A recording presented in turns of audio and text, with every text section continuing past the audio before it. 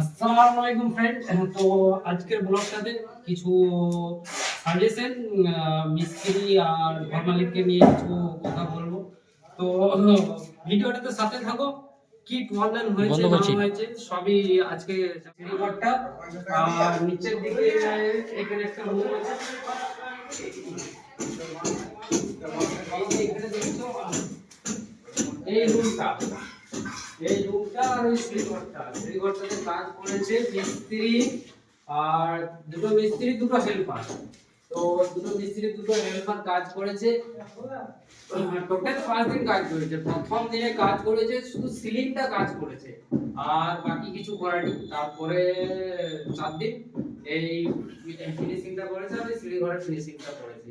এটাই হচ্ছে যে কাজের সাইডে হেড মিস্ত্রি না এলে মিস্ত্রি আর হেল্পার কতটা ফাঁকি মারে সেটাই বোঝানোর চেষ্টা করছি। বুঝতেই পারছো।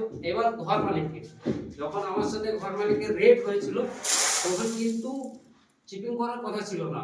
এখন ঘর মালিক বলছে চিপিং করতে হবে। আর এই যে জানলাটা দেখছো, এই জানলাটারও কিন্তু বক্সের কথা ছিল না।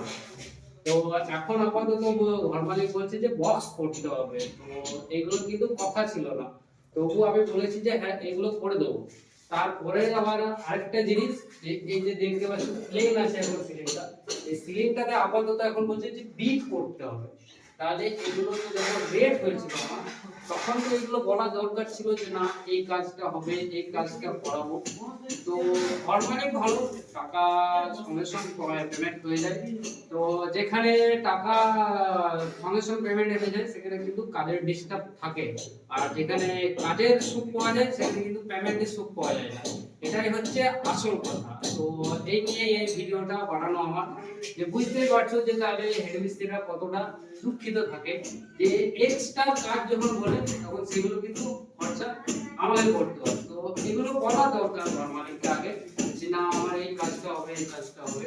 তাহলে তো আমি সেরকম রেট করতাম, যে রেটটা সেরকম করা যেত। কিন্তু এখন এগুলো করতে বলছে, কিন্তু কি করব, করতে হবে আমাকে। তো আজকের মতন এখানেই দেখা হচ্ছে পরের ভিডিওতে। Tata, bye bye.